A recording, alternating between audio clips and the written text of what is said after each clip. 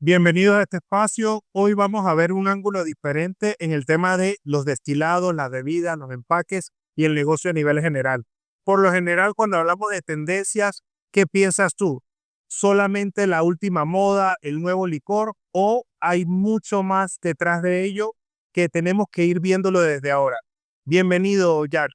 Bien, gracias. ¿Te puedes presentar a la audiencia sobre tu parte profesional y también tu empresa? Muchas gracias, Walter. Bueno, gracias por el espacio, por el tiempo. Eh, Mi nombre es Jack Hauser. Vengo de la industria del packaging por un tema familiar, decir que casi en el ADN. Estudié una carrera en economía que no tenía nada que ver un poco con este mundo y terminé posteriormente en un tema industrial, pero más que es un factor muy interesante de diseño y un factor humano, que es lo que está detrás. BTX es un ecosistema que en la TAM lleva diferentes insumos secos y servicios complementarios y nos ha permitido descubrir no solamente el producto como tal, sino las historias humanas que hay detrás de cada uno de los productos. Y eso es una de las cosas que más realmente nos apasiona, ¿no? No tanto millones de botellas, millones de tapones, no, sino, venga, cada mundo, cada historia, cada tema cuenta una historia, valga la redundancia. Y bueno, aquí estamos en Expolicores. Bueno, Bienvenido, bienvenido. Me apasiona que vamos a explorar este punto que muchas personas, hay unos que sí están claros con ellos y otros que no están tan claros con el nivel de importancia que tiene en el futuro del negocio de ahora y hacia el futuro. Eh, Háblanos de por cómo ha ido cambiando el mundo de los licores con relación a todo lo que viene detrás del material, las etiquetas, la parte sostenible. ¿Cómo ves eso de hace 10 años al día de hoy y hacia dónde ves el futuro? perfecto. Bueno, el core de negocio de nosotros es precisamente la innovación, ¿sí? Y la innovación no solamente percibida como una patente, una curva, un color, sino cómo esos procesos industriales terminan impactando la historia de un licor. Entonces, amplías el espectro de lo que se puede considerar innovación. Y dentro de ese espectro lo podemos llevar a algo muy interesante, que es el lujo, lo premium. ¿Sí? A la pregunta que me haces, Walter, tenemos afortunadamente en Latinoamérica, lo voy a poner, unos parámetros muy interesantes que vienen desde Europa, desde consumo, desde países que tienen consumos muy especiales como puede ser Japón, Corea, el mismo Estados Unidos, que van marcando la pauta no solamente en la industria, sino en el mismo consumidor, y es lo que nosotros llamamos un consumidor consciente o un desarrollador de producto consciente. ¿Sí?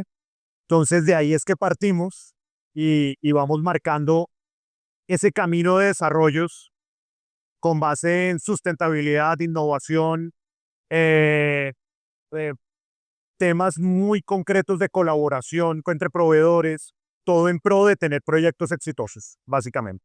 Un 360. Un 360. Quería preguntarte si tú pudieras resumir o identificar quiénes son tus clientes a nivel industrial o a nivel de marca. ¿Cuál sería ese cliente ideal que ustedes tienen hoy día? Si tú tienes que tu cliente a nivel corporativo, ¿cuál es? Perfecto. A nivel corporativo, eh, es un cliente que empieza a identificar que las tendencias no necesariamente son pasajeras, sino que empiezan a marcar lo que el consumidor final ya está exigiendo en su vida. ¿Sí? El mundo del alcohol en los últimos años, y se va a acelerar, tiene, lo estamos viendo ya inclusive en los vinos, que tienen una baja graduación comparada al spirit, que hay cambios de comportamiento en el consumo de ese consumidor, ¿no? Lo que llamamos la crisis del vino. En el mundo del spirit, la ventaja que hay es que hay unas historias apasionantes. En el mundo del vino igualmente, el vino de terroir, todo es maravilloso, pero en el mundo del spirit precisamente es eso, es un espirituoso. ese cliente corporativo se empieza a dar cuenta de los nichos, ¿sí? De que la llegada de redes, de la llegada del mensaje, de la comunicación tiene que ser distinta. De un cliente que de pronto no te exige una bebida cada 8 días como podía ser anteriormente, sino que se vuelve un ritual. Y ahí es donde realmente se despierta un camino absoluto, que es lo que llamamos nosotros los licores de ritual, que va desde licores ancestrales, identificaciones, el sotol en el norte de México, el biche en Colombia, exactamente, donde tu cliente está dispuesto a desarrollar, a hacer upgrades, que lo lleven a tener marcas buque, ¿sí? Que jalen el resto del proyecto, ¿sí? Pero lo que complementa el proceso es también una conciencia de la sustentabilidad. No solamente un impacto de costos, que es completamente lógico, sino de cómo los insumos no solamente sumen al ritual, sino suman a darle al cliente consciente lo que está buscando. ¿Sí? Botellas 100% de vidrio de postconsumo, no postindustrial, es decir, economía circular, tapones diferenciadores, productos que puedan volverse a hacer, que puedan volver a un proceso de reciclado, etiquetas con sustratos diferentes o tecnologías de impresión también distintas. Y eso, tenerlo en un solo grupo es imposible prácticamente. Entonces es donde empiezan los procesos de colaboración, como es el caso del Make a Mark en Europa, que es espectacular entre Avery, Kursky y Stahl. Y acá en Colombia hemos hecho algo muy bonito con Avery, con un maravilloso convertidor que se llama Viapiani y con un diseñador de primer nivel que ha hecho unas cosas muy lindas en Colombia que se llama Randy Mora. Entonces puedes lograr trabajos muy lindos y que la industria empiece a entender que hay herramientas y que hay que evolucionar hacia eso. Hay que oír lo que está pasando. Yo creo que en la vida siempre hay un tema de o, o sigues forzado porque cambia la legislación o te anticipas y te preparas. ¿Y cuál sería ese consejo tuyo a estas empresas que saben que esto viene, que ya está aquí, pero lo postergan? Perfecto. Cuando una empresa tiene procesos de continuidad, ¿sí? De desarrollo, de innovación, porque estos no son cambios, son muy pocas las empresas que pueden decir, en 6 meses quiero que mi botella sea white glass sustentable. Cuando logras involucrar esto y lo armas desde el principio, no como un Frankenstein, empiezas a darle respuestas a ese consumidor final del cliente. Por ejemplo, público femenino. Una Tanto de día, me estaba comentando. totalmente. Por ejemplo, tú ya encuentras la industria de la destilería históricamente siempre ha sido un poco masculina, ¿sí? Botellas gruesas, manos grandes, aunque sean master blender, ahora empiezas a ver que cada vez las mujeres juegan un papel supremamente central en la industria, ¿sí? O con más notoriedad, que antes de pronto no la había. Pero eso lo tienes que trasladar al momento del ritual. Entonces, por ejemplo, botellas equilibradas, que quepan en una mano sin desequilibrio de verter.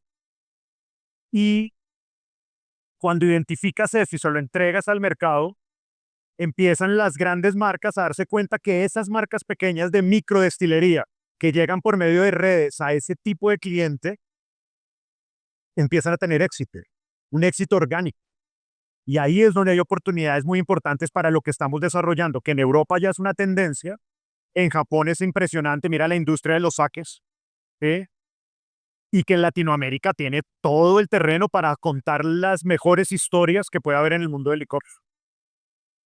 Yo creo, yo opino de que el tema de antecederse a las legislaciones, creo que es importante porque todo esto va a venir. Ya en algunos países hay muchas regulaciones sobre el peso de la botella, sobre cuánto de la botella debe ser reciclado y puede ser muy riesgoso que las empresas no prevean esa situación Y cuando ya viene la legislación, el tiempo de reacción, como tú decías, de entrar a un proceso de esto, no es de un día para otro, o sea, hay que hacer un plan.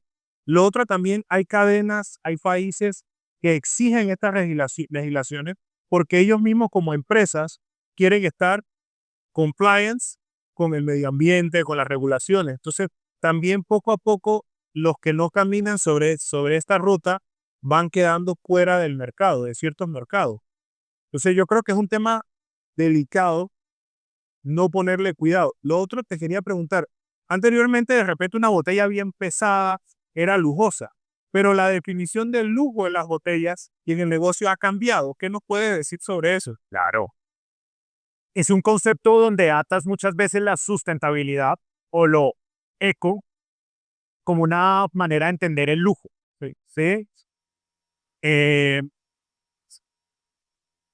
Partimos de un tema que es completamente lógico, técnico, botellas ligeras, no necesariamente con vidrios más delicados. Un vidrio PCR es un vidrio que ya está organizado químicamente, por decirlo, ¿sí? Físicamente en el horno, porque está teniendo una nueva vida.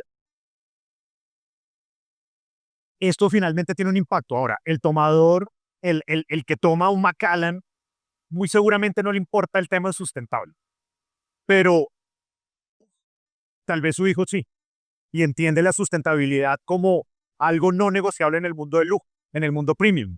¿Sí? Que mi botella sea menos pesada cada vez toma más relevancia en el sentido de que la tecnología a la que hemos llegado para su fabricación, que no es económica, nos está llevando a que ese consumidor entienda que eso es el verdadero lujo. ¿Sí? Menos emisiones, no tienes que coger una montaña y meterla en un órgano. A veces no hay grados. Exacto, es algo que ya está aquí presente. Y la invitación que el de BTX hacemos siempre a todos nuestros partners y clientes es, tenemos las herramientas. No esperemos, como dices, que una legislación sea la que nos obligue, sino el consumidor cada vez está exigiendo que tengas políticas y no greenwashing. Greenwashing es una palabra compleja que nos podría dar para otro tema, sí.